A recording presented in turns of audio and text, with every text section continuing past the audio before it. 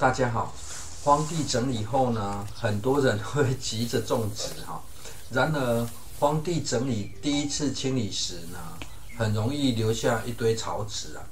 不同的种植方式呢，后续进行整理时会有很大的难度差异啊。可以先观看一下左右两侧菜床上的杂草数量哈，后面再继续进行说明。本部影片呢，也顺道进行了一次检讨与改善哈。种植的作物包含大陆妹、菠菜、结头菜与龙葵啊。而日前在墙外河道整修时呢，将利用毛细现象取水的水槽也做了修整了。在外面河道陆续开始低水位放水后呢，内部也可以自动开始进水了。而这种植位置呢，地势较为低洼，土壤也相对湿黏啊。左右两侧种植的方式呢，左侧菠菜是采用撒种的方式啊。这样的方式，菠菜生长的速度会跟杂草重生产生竞速啊。当菠菜还很小的时候，会很不方便除草。经过一段时间后呢，就很容易跟杂草一起共生变得更难以清除吧。而右侧则是整地后先进行育苗啊，等幼苗长大一点后呢，重新清除一次杂草并且翻松土壤，因此右侧杂草生长的速度就跟不上菜苗了。所以呢，最简单的结论就是整好地之后呢，可以先在上方进行育苗了，等幼苗长大后再次整地进行移植会更容易啊。尤其这是湿黏的土壤一开始幼苗时呢，比较需要多的水分采用移植的方式呢，可以再次挖松土壤，来降低土壤板结的现象。而刚才移植的是结头菜的小幼苗，由于已经被叶菜蛾给入侵了所以虽然幼苗还很小一样将它们移植到前院来。这是自行育苗的一个小优点可以掌握自己的种植时间安排事先将种植位置先挖好凹槽呢，同样的事情一次做完呢，除了可以减少不断更换器具的时间来提高效率种植时呢也会更为快速另外还可以清楚菜床上呢可以容纳多少菜苗而中间多挖一条凹槽的目的呢，则是方便日后隔着网子进行浇水种植完毕后，结头菜这种十字花科类的菜叶呢，很容易受到叶菜蛾的入侵若不施药的话，建议要盖上网子接下来，这如果是红甘蔗呢，就会比较像是黑科技了现在这铺上的是白甘蔗皮除了可以增加日后土壤的有机质呢，而目前的主要目的则是方便盖上网子后可以轻松浇水由于为了节省时间呢，平时浇水的时候都使用大勺子求快的过程呢，一大勺水浇下去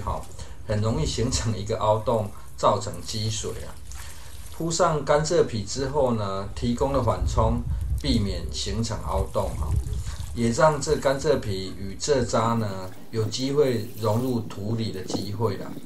最后如果可以盖上网子呢，叶片就比较不会长得坑坑巴巴了。完整的叶片呢，施行光合作用效率也会比较高3天后呢，要巡视一下叶片是否还有叶菜蛾的存在如果叶片可以顺利生长呢，唯一要做的就是除草跟浇水土壤肥力够的话呢，就可以让它自由生长了。最后唯一要注意的是，结头菜与大白菜一样对水的需求不像高丽菜或是花椰菜在冬天种植的时候呢，不需要过于频繁浇水这网子内还有紫叶大白菜包心后看它的长相很接近粉红色开始有点怀疑被照片骗了。在移植完结头菜之后呢，也对于此处土壤湿度有点想法由于此处会自动长出龙葵之外呢，龙葵的生长状态不但快速，叶面也非常细嫩啊。省事的办法呢，就是原地集中移植就好。等日照偏移过来，做一次大清理之后呢，再来思考该种植何种作物会比较适合哈。而会这样的安排呢，主要是看到一旁的菠菜变化。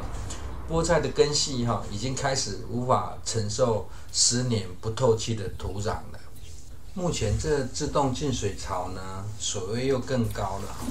只是非常可惜呢，时常派不上用场了。湿黏的土壤经过再次翻松透气后呢，移植完还是得浇水让根系定根啊。接续开始来处理一旁菠菜遇到的问题啊。由于菠菜的根系呢，很不耐湿黏不透气的土壤，所以如果只有办法种植在比较湿黏的土壤上建议采收时呢，就一次拔除啊，别采用割取反复采收的方式啊，不然就得适时进行松土松土的时候呢，可以选择在感觉生长出现停滞的时候了。这有一些叶菜类也有这种现象很常被误解成肥力不足，进行追肥后呢，仍不见改善。通常呢，就是跟土壤缺氧有关了。由于这土壤比较湿黏，要将土壤翻松并不容易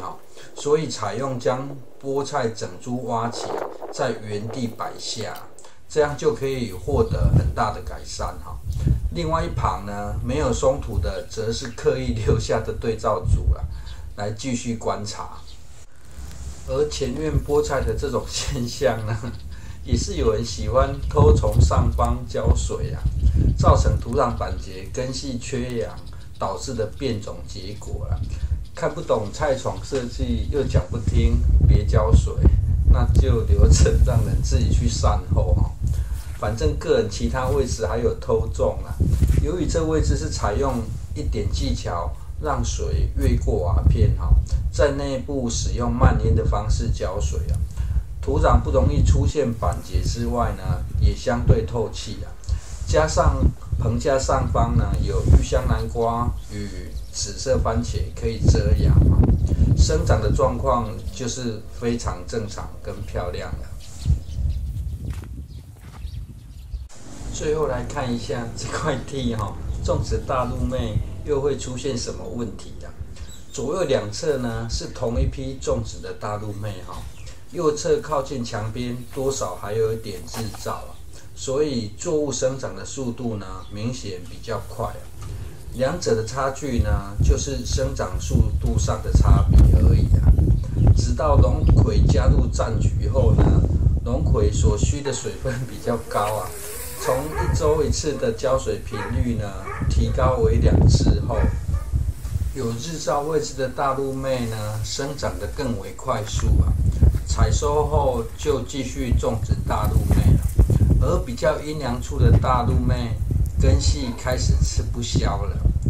从这自动进水槽的水深呢，与一旁又长出的杂草就更能了解为何要牺牲点种植空间了。龙葵生长得非常旺盛但大陆妹出现水伤了至于左侧呢，则改由茼蒿进来尝试挑战一下是否能适应这湿黏的菜虫。